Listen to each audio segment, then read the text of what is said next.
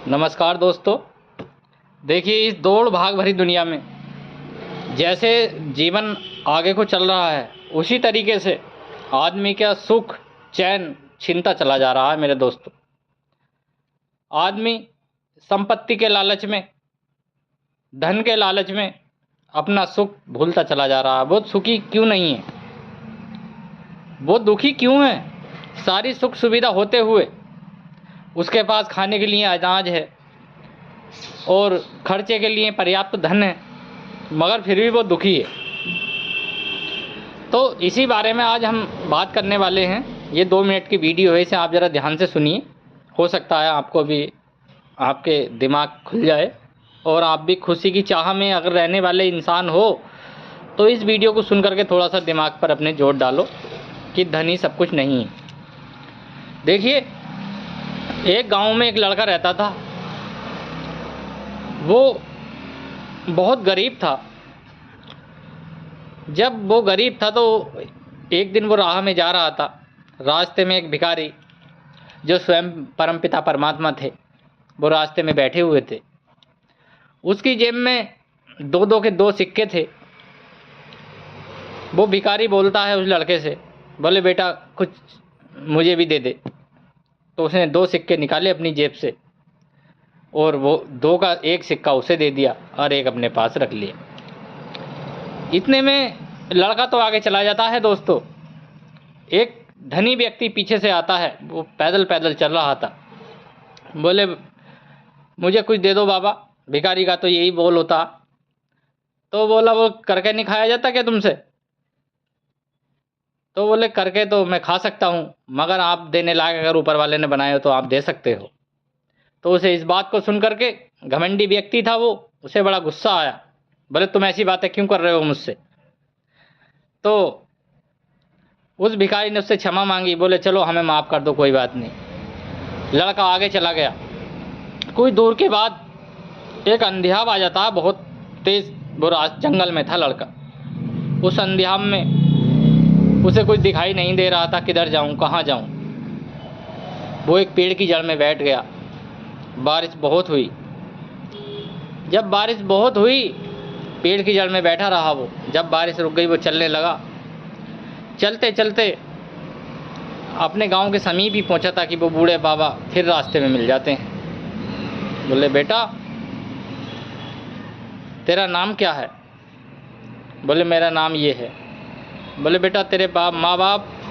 बोले मेरे माँ बाप नहीं है, मैं अकेला ही रहता हूँ। तो बोला, वो बूढ़ा बोलता बेटा तू आज से अनाथ नहीं रहेगा।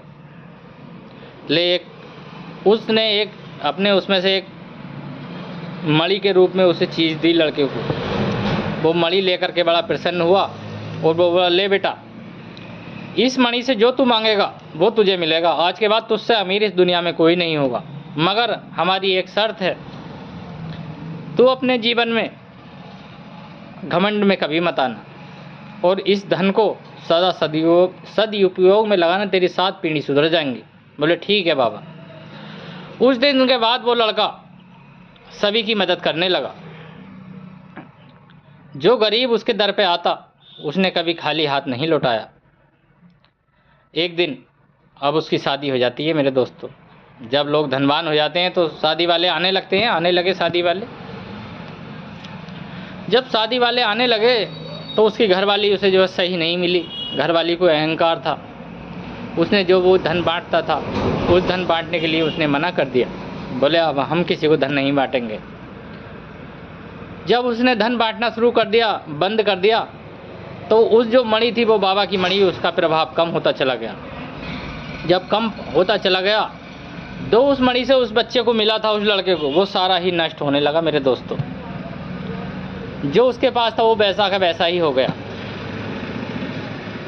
वो काम की तलाश में, जब वो गरीब हो गया मेरे दोस्तों, तो काम की तलाश में जाता है। रास्ते में फिर वही बाबा उसे बैठे हुए मिले। बोले बेटा मुझे भी कुछ दे दे। तो वो लड़का कहता है बाबा तुमने जो मणि दी थी, अब उसने तो काम करना बंद कर दिया।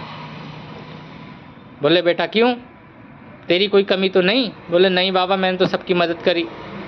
बोले कोई कमी तेरी होगी बेटा, मणि ऐसे काम नहीं बंद करेगी। बोले बाबा जब से मेरी शादी हुई है मेरी घरवाली ने मुझे दान देने से मना कर दिया।